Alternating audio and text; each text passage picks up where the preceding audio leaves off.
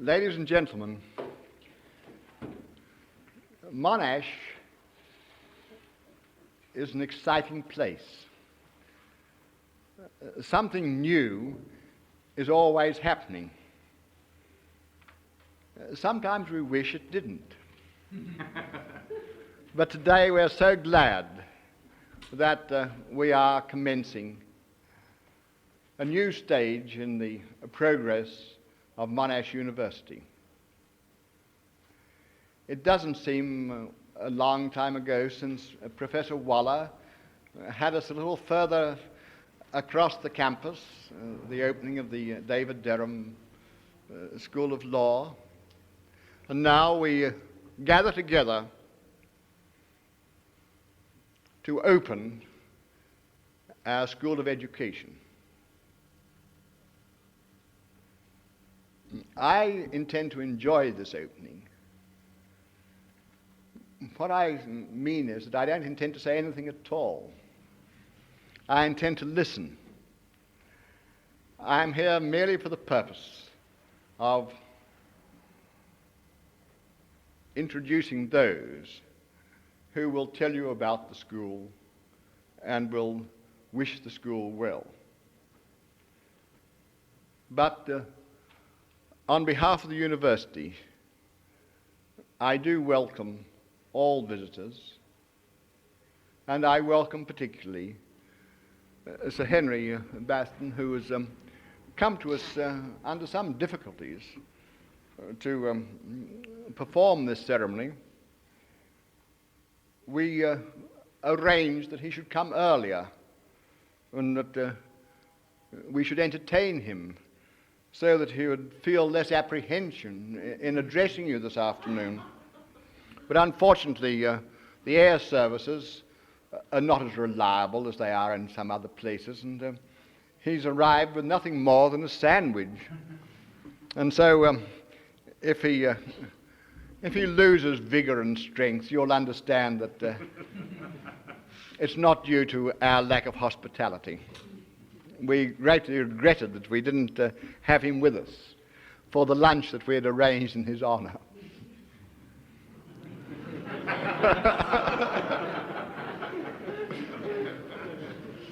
And we really do hope that as he has come to Monash on this occasion, he will appreciate fully how well the money that is entrusted to Monash is spent.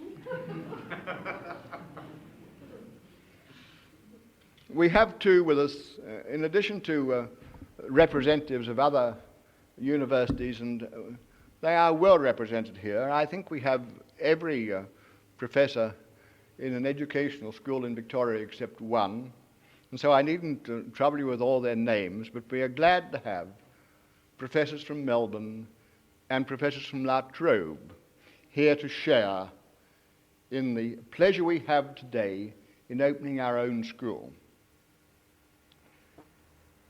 We have with us too the architect of the school.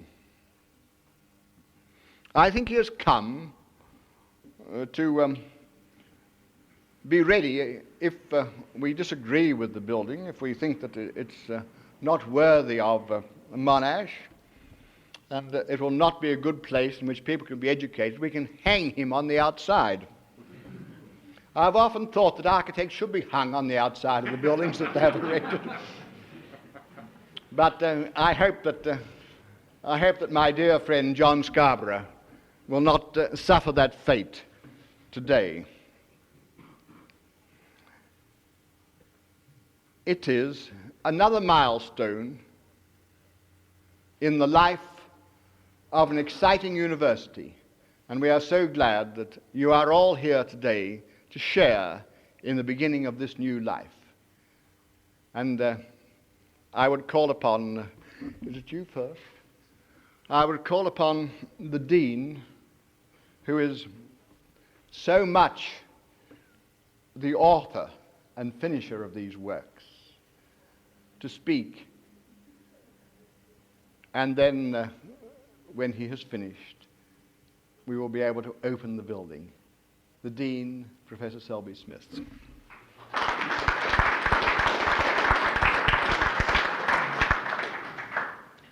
Thank you very much, Mr. Chancellor. I must address Sir Henry too, and Mr. Vice-Chancellor, and ladies and gentlemen. I'd like, first of all, to add my very warm word of welcome to what the Chancellor has already said to you. And I'd like to do this to our guests, both from inside and outside the university, and especially perhaps to those from our sister universities. And our own staff members too. I should like to make it clear how happy we are to have so many of them with us this afternoon. But I wish very much that we had been able to extend our invitation to many others. I think we have a very wide range of friends and acquaintances in the educational world in Victoria. Some of them, I'm delighted to say, are here. But unfortunately, there are many others whom we couldn't invite, and you can see the limitations of space which made this necessary and inevitable. But we do hope, or I hope at any rate, that before very long we may be able to have an open day when perhaps we may be able to extend this invitation, for example, to our own wives and friends, many of whom we couldn't invite today, and to the many headmasters and members of staffs of schools who help us very much in the work of educating teachers, and also the much wider circle of friends who are associated with us in the educational world at large. Not least, of course, the friends of the late Dr. Elwyn Morey. I see some of them here today, but there are, of course, many others whom we would like to have. Because, as I think you know, the Child Study Centre, which forms an integral part of this building behind us here, is named in her honour. And so we remember her today, and we only regret that we couldn't have a larger number of her friends to be with us. For me, as you can imagine, this is rather a moving occasion. It's the end of the first phase in the development of our faculty. A phase which began when, to my surprise, I was invited to be the Foundation Professor of Education in this university. An invitation which caused me to think very long and carefully before I decided that it would be the right thing to accept it. Then I was alone. Now I have with me, there are over 1,000 of us who will be using this building in various ways during this year. And of course, it's a phase in which we have graduated from 2 temporary homes in different parts of the Menzies Building into this new building of our very own. And also, of course, from an infant department of education within the Faculty of Arts to something which is, I think, in a real sense, a true faculty, a multi-professorial faculty in a sense which we haven't known in Australia before. Now, may I just say one or two things about the provision of the building?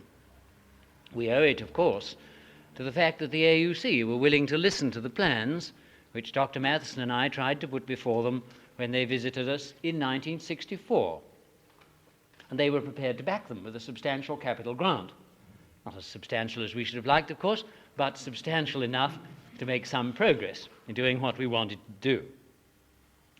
And I think it is possibly, although I'm not quite sure of this, it is possibly the very first time in Australia that a faculty of education has been provided with a building of its own, properly designed for its own purposes. Some have parts of building, but I think I'm right in saying that this is the first example of its kind in that way. And we are, of course, very grateful to the AUC for the confidence which they showed in us in this way. And we are glad to be able to express that gratitude today to the chairman, who is here with us in person in spite of the vagaries of the airlines. And we are very grateful too to Mr. Scarborough and to Mr. Atkins, who are both with us, for the skill and the care which they devoted to its planning, and particularly, I think, for their readiness to consult with members of staff to ensure that the building would be what it is, pleasing in appearance, pleasant to work in, and admirably suited to its varied purposes. And we are also grateful to the builders, who I think have carried out their work honestly and successfully. I should perhaps only add, and this of course is especially for Sir Henry's benefit, that the building will be full to bursting next year, and that in 1972, which is still in the present triennium after all, we shall in fact be in great need of those parts of our original proposal which restrictions of finance forced us to exclude. I couldn't resist, Sir Henry, that opportunity. I mentioned to you that I hesitated before accepting the invitation to accept my chair. I should like to say that I did so only because of doubts of my own capacity and suitability for the post, but not because I had any doubts of the importance and the challenging nature of the task. It seemed to me at that time that Australian departments or faculties of education, and there are some of each, had hardly had the opportunity of escaping from the trammels and the limitations which often fall to the lot of new arrivals on the university scene, or comparatively new arrivals. I suspect it's always been the case. During my sabbatical leave last year, I did a little bit of reading about the history of Birkbeck College, which must be known to many of you. And I was delighted to find this particular extract from the St. James's Chronicle of May 1925, when the decision had been made to start this new college just before there was even a University of London. And the author of this article, it was an editorial in the paper, a very reputable paper, said, "A scheme more completely adapted for the destruction of this empire could not have been invented by the author of evil himself." Then could not have been better invented than that which the depraved ambition of some, the mere more, the vanity of others, and the supineness of a third and more important class has so nearly perfected in the plans for this college. That must have been an encouraging welcome, I think, for those who had done their best to create something which they thought would be worthwhile.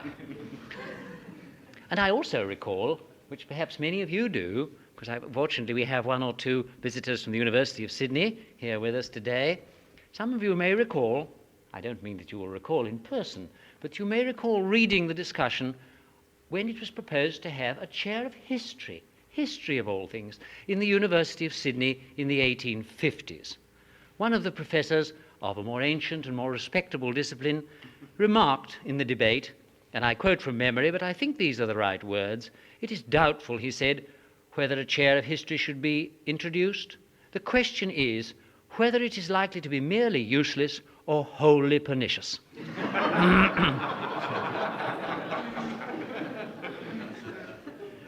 Now, in 1964, thinking it over, it seemed to me that a more generous and welcoming attitude might prevail towards a new faculty of education. After all, the light of the Murray Committee, the light of the Murray Committee's report, perhaps I should say, still shone on some of the rather dark places in the Australian universities. And the new brooms of the AUC, Sir Henry, of course, was not one of them at that time, he was on the receiving end, and the new brooms of the AUC were sweeping with pretty powerful effect. And then, too, I realized that the Monash Council had a very open-minded approach, and so did the Vice-Chancellor. And this seemed to me to give promise of a good measure of support for a new venture. Now, I should like just to say to you what I fear is only too obvious to many of our own staff, but I trust you'll forgive me if I say it. That it was a moment when it seemed to me that the leading minds in this country, and in many others, were emphasizing and bringing home to a wider section of the community than had been customary in the past the inestimable value of the greatest resource that any country has in the intelligence of its people. And they were also showing the need not merely to encourage and support the able, which had been the traditional pattern in so many countries, but to make possible the fullest development of each and every one. And it was a moment, too, when sociological research and the urgency and magnitude of some of the social and political problems, which were, as they still are, compelling us to realize that the great problems of today, and perhaps the greatest intellectual challenges, lie no longer in the extension of our knowledge about the depths of space or in the minutiae of material things, but rather in the understanding of life itself and how it should be lived. In man's knowledge of himself and of his behavior as an individual or as a member of groups large and small.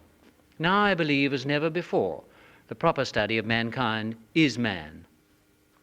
And so I believe that the two main tasks of a faculty of education are among the most vital that face mankind today. For of course, as with all other parts of a university, we have two main tasks. We have the education of our students, passing on to them of the best that is known today, and also the attempt to extend the boundaries of knowledge. Now, in our faculty, this implies, in part at least, the education of what is now and will continue to be by far the largest professional group in this or any other community.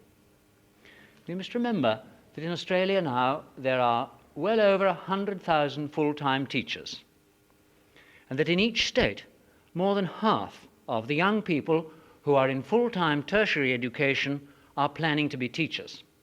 They exceed in their total all others put together, and this proportion is likely, I suppose, to rise rather than to fall. And surely it must be true to say that on these intending teachers and practicing teachers, the quality of the whole educational process must ultimately depend.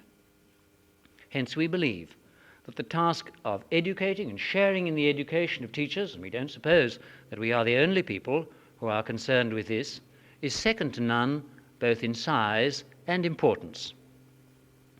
And we believe too that the areas of knowledge and understanding which we are concerned to improve and extend are among the most vital for the future of all communities, certainly all civilized communities. We need to discover how to foster and encourage creativity, how to preserve and to stimulate a continuing zest for learning, and how to ensure that the less fortunate groups in our community, and there are such, are given their rightful share of opportunity. We see in many countries, from the most advanced to the most backward, the cost of failure to solve these problems, and great and a frightening cost it is. Hence we believe, and I feel sure that I speak for some members of our staff, and perhaps for many, we believe that university schools of education need to have their full share of such support as the universities can command.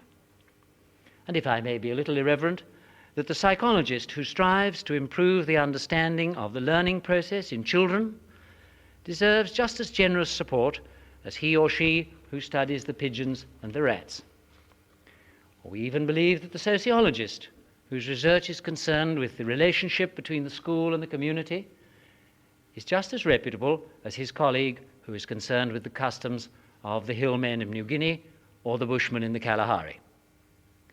We believe too that the myriad problems which are concerned with the improvement of curricula, with teaching procedures, with the organization and administration of schools and school systems are not merely intellectually reputable, but we believe that they ought to claim now the attention of some of the ablest minds in our community. I'm sure that my colleagues, I feel that they perhaps will agree with something that I've said, but I am sure that my colleagues will agree with me in saying that we regard it as one of our important tasks to help the community to see the importance of these things and to strive by such achievements as we may be capable of making to illustrate how great the gains of work in these areas of scholarship may be in the service of mankind. We have been given a good many of the tools in this faculty, and it is certainly up to us to make worthy progress with this task.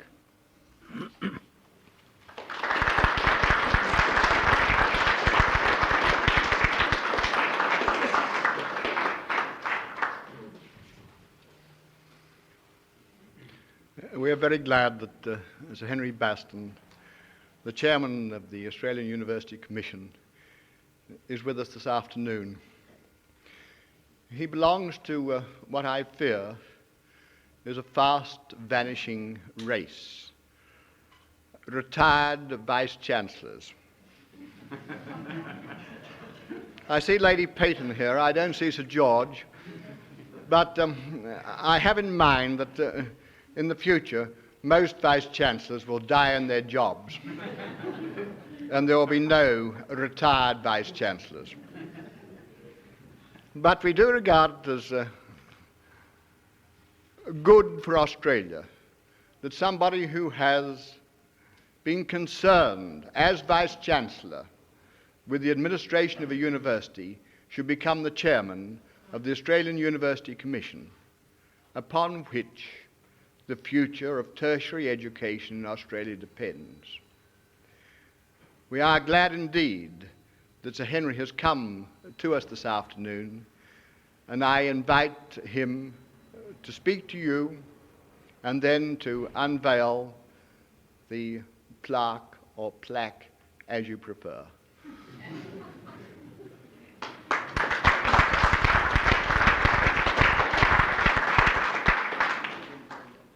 Mr. Chancellor, Mr. Vice-Chancellor, ladies and gentlemen, I would like first to thank you for the welcome you've given me today.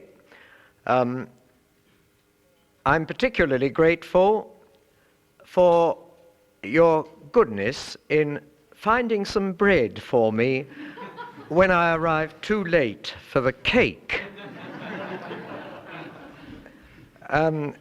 Before, however, I proceed to perform the honourable role you've given me to open this building, may I pay a brief tribute to one whose life was given to work with children and whose name will be commemorated and whose work will be continued in a part of this building. Elwyn Morey died 2 years ago. She established the Child Study Centre named after her. It had, like so many notable enterprises, a modest beginning. In its new quarters within the building we are to open today, it will be making a systematic and valuable contribution to the training of graduates who enroll for the Diploma of Education in this young and vital university. And I don't think anyone could wish to be commemorated more graciously.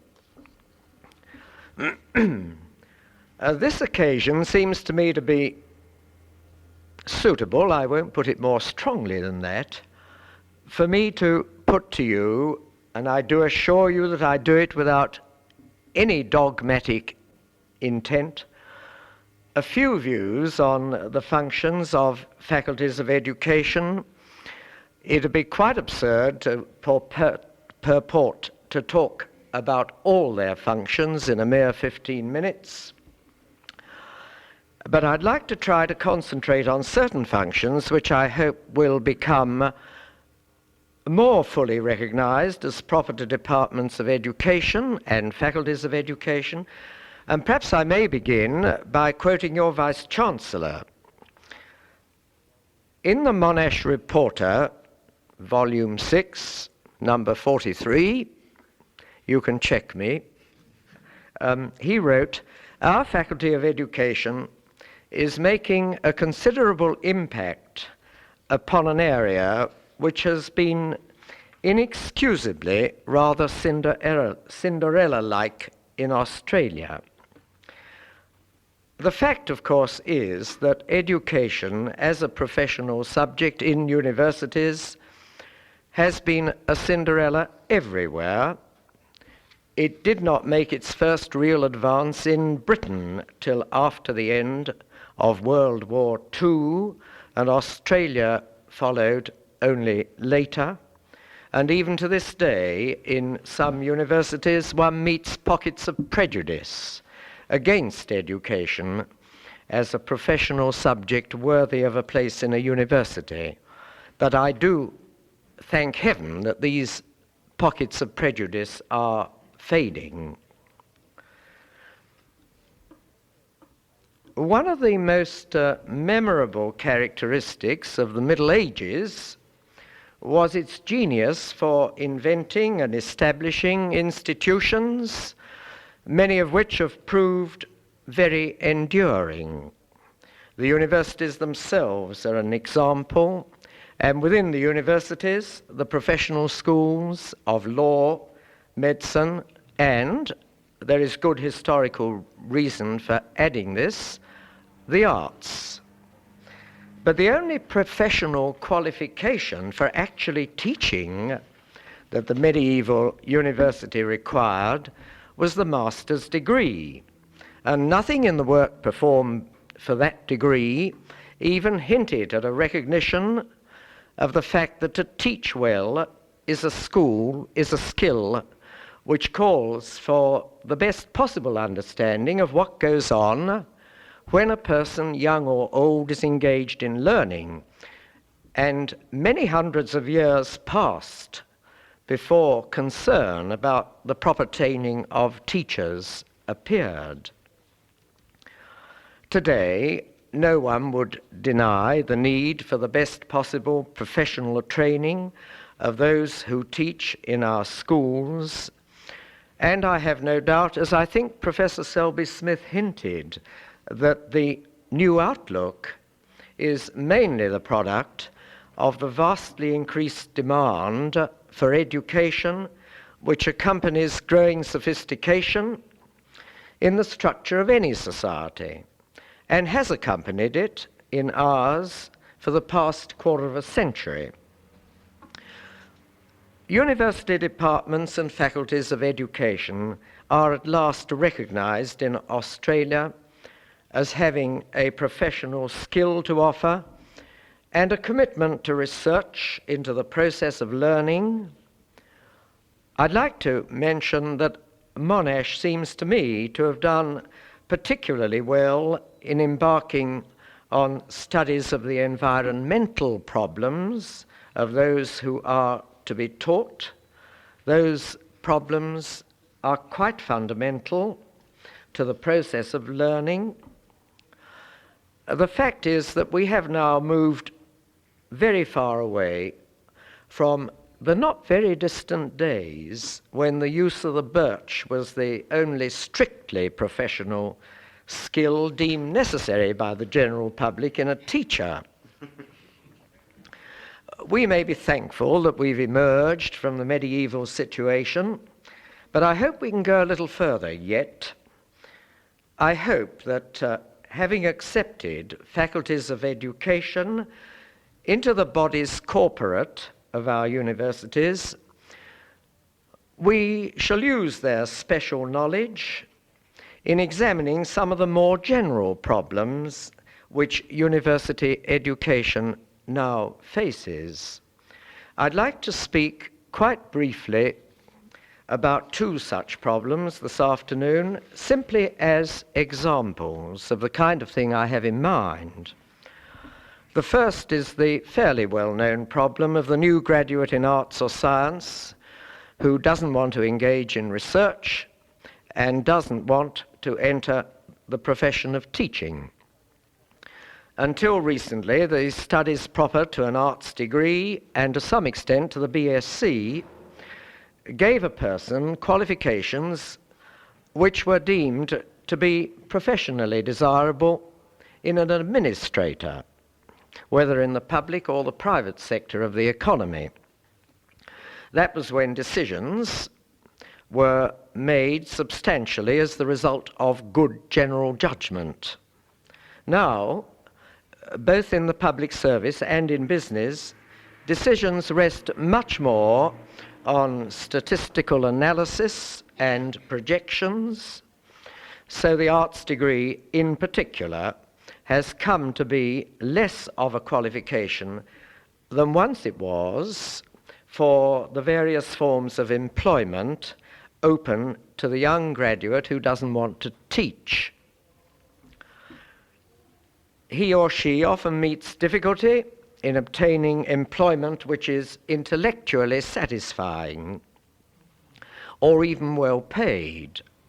The attitude of most employers is that such a person is going to need a great deal of training on the job, which means in practice that the new graduate is not considered to be particularly useful until he or she has performed much routine work at a salary appropriate to such work. Now, I don't for a moment suggest that the first degree in arts or in science should itself be given an element of a vocational nature built in solely for utility. Composite courses, in which one part is not well related to the whole, seldom, if ever, produce good educational results. And in any event, the purpose of university education, and especially perhaps of the first degree, is to help a person to lead a rich and satisfying life, both intellectually and culturally. But a satisfying life necessarily includes, I suggest, an ability to find a rewarding place for oneself in society. In blunt terms, that includes the ability to earn a living in one's chosen vocation, adequate for the support of a family. Now, would it not be possible to make more widely available in our system of tertiary education postgraduate courses of 1 or 2 years duration, leading to a master's degree or to a diploma, in vocational subjects such as journalism, broadcasting, notably production for radio and television programs, drama, data processing, business studies, public administration, and so on. For my part, I see no reason why universities in particular should engage in that kind of teaching. A great deal of it might be very successfully performed in colleges of advanced education. They are already in that field. The need, I suggest, is for more such courses to be introduced and for all such courses to be more widely available than they are now. And young graduates, moreover, might be encouraged to seek them out. And mention of colleges of advanced education leads me to my second, last, and most dangerous topic this afternoon. That is the relation of the colleges of advanced education to the universities. And the first point I want to make here is this. Many calls have been publicly made in the past year or so for governments or committees to define the relations of the colleges and the universities and to say what it's proper should be taught in the one and what it's proper should be taught in the other. I am far from sure that any government or any committee could produce a definition of the kind sought, which will be broad enough for general application and yet precise enough to be in the least illuminating. But most of all, I am uneasy to hear educational institutions and academic people urging governments to produce such definitions at all.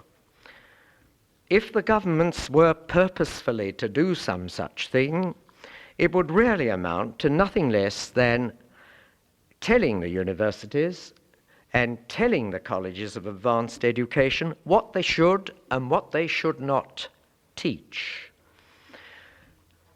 Surely our institutions of higher education, valuing as they rightly do autonomy, ought to be defining for themselves their different roles, and they ought to do it in consultation with each other. And it cannot be said that this task is impossible. At least 10 years ago, an Australian university, it was in fact the University of Adelaide, and that's why I'm familiar with it, acting in association with the neighbouring Institute of Technology, found this process perfectly practicable. The two set up first a joint committee, wholly composed of teachers in the two institutions, and from the work of the committee came the establishment of a permanent joint faculty board, again a wholly academic body. Its function was to determine the content and supervise the standards of engineering and science courses to be offered at the Institute, courses which will be different from those offered in the university. From the deliberations of the joint faculty board, there did emerge two genuinely alternative kinds of education in those subjects, both leading to professional recognition. And I think one is justified in saying that the result of that activity has been success for a larger proportion of young people seeking to enter the engineering profession and the professions associated with certain applied sciences than would have been the case had the university courses been the only courses available. I want to suggest to you that the opportunity for imaginative innovation in tertiary education exists, but it can only be well taken, in my judgment, at a practical level and in the form of courses to be designed by those who will be teaching them. Well, Mr. Chancellor, I've mentioned purely as examples two problems of a general nature facing higher education in Australia. I've drawn attention to them as examples of the kind of general problem into the examination of which university faculties of education might be fruitfully drawn. Alone, they would not be able to find practical solutions to such problems, but by their experience and their skill in education as a subject, they would have, I believe, much to contribute to the deliberations of universities on these broader problems which face us and which demand new thinking.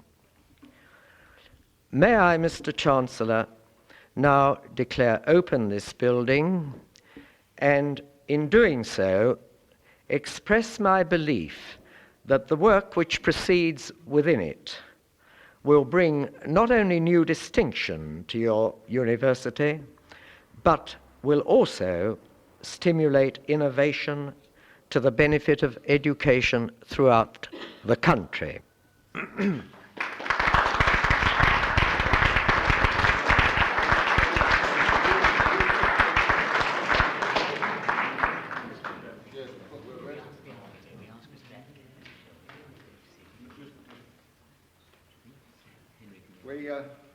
We now proceed to the next stage of this eventful afternoon, and we need the assistance of an architect. Because unless Sir Henry is shown what to do, he will not be able to do it.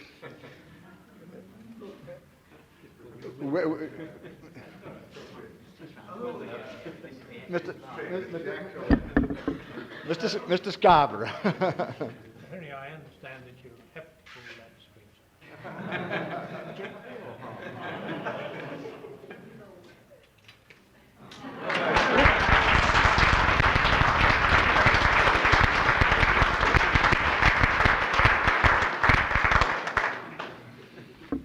We are very grateful indeed that Sir Henry came from Canberra this afternoon for this function of ours and has shared with us his reflections upon the non-specialised courses in the university.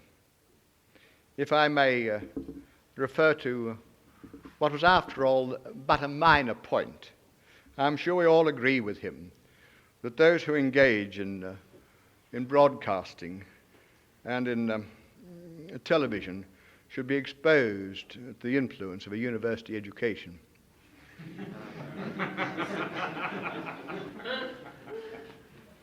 We are indeed grateful that the chairman of the commission should come to us this afternoon and should open this building for Monash.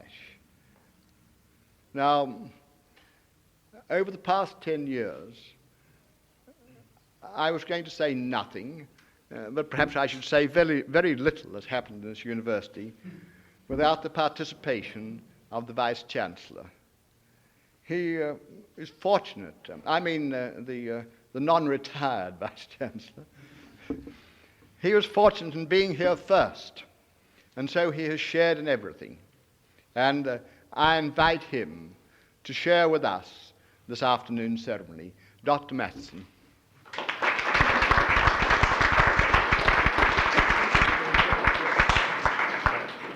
Thank you, Mr. Chancellor, Sir Henry, Mr. Dean, ladies and gentlemen. My task this afternoon is a short and simple one. It's primarily to thank Sir Henry on your behalf for performing this ceremony for us. And in doing so, I would just like to say what a great pleasure it is to me personally to have him here in his official capacity as chairman of the Australian Universities Commission to perform this function for us. When the Dean and I were discussing some, I suppose, months ago, whom we should ask to do this, it was at once apparent that there was nobody that we could think of who would be more appropriate than Sir Henry. And so we invited him, and at that time he readily agreed. As time went on, more and more difficulties seemed to obtrude in the way of his actually being here, culminating finally in the failure of TAA to get him here at the right time. It's not only a pleasure, sir, but it's a great relief that you are here. Well, I've known Sir Henry as a colleague for a number of years, and as a friend, I think I may say. And it is indeed a great pleasure to have him here. I look forward to reading in peace and quiet what he said this afternoon. I always think that his remarks are disarmingly simple to listen to and more complicated and thought-provoking to read. And I've no doubt that when he gets back to Canberra, I shall follow him up with a train of correspondence, taking up some of the points that he has made. But seriously, I was very glad to learn that he was going to talk about the place of faculties of education in universities, and I'm sure we're all grateful to him for the thought-provoking remarks that he's made on this subject. Of course, it would be quite inappropriate and improper to pick out points from his speech and discuss them now, but I might just say that so far this university has now just about completed 10 years of active life, in the sense that the first year we've completed 9 years of teaching and 1 year, so to speak, of preparation. And we've just about fulfilled all the plans that were originally laid down for us by the interim council. And with the announcement just yesterday or the day before that the Monash Medical Centre is now part of established Victorian government policy, virtually everything that was envisaged by the interim council will have been brought into effect. And I suggest that this, therefore, really compels us to contemplate what we're going to do in the next 10 years, because you can't just twiddle your thumbs. And I think you can't really stand still in this operation that we're all engaged in, unless you could look forward to a development of some kind. And we can't really look forward to development in size anymore. We've got to look forward to development in ideas. And I think that the great field that still lies in front of us for far longer than the next decade, but immediately in the next decade, lies in the area of postgraduate education. And for this reason, I was very pleased indeed to hear Sir Henry speak about this as one of the things that he sees as a responsibility not only of universities, of course, but of colleges of advanced education. Because we've really now established, I think, most of the undergraduate courses that we can expect to have in this university, with some additions, no doubt.